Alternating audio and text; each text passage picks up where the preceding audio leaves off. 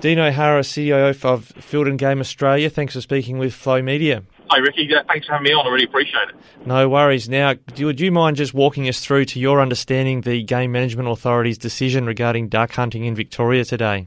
Yeah, so our understanding is that towards the end of 2020, the GMA here in Victoria undertook an aerial survey of the Victorian wetlands to have a look at abundance of waterfowl.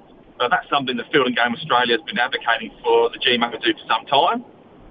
So we understand they got the results of that back, and the results of that have now led the Minister for Agriculture here in Victoria to change the modifications, which we completely agree with, to increase the bird take of 5 birds per day and remove the Pacific Highway restriction on the taking of grey and chestnut teal.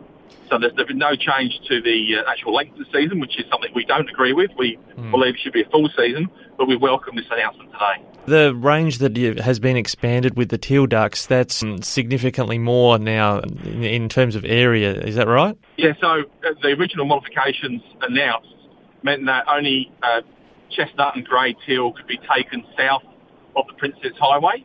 That restriction has been completely removed. So grey and chestnut teal can be harvested by hunters throughout the state of Victoria.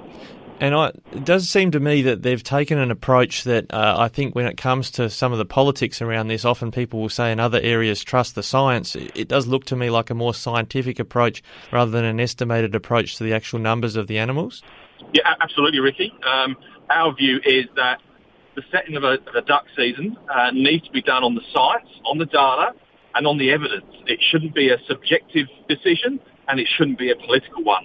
It should be about ethics and sustainability, absolutely, but it needs to be based on the data, and it's good to see that the data that the GMA here in Victoria have confirmed our submission to the Game Management Authority that there is an abundance of waterfowl available in Victoria today.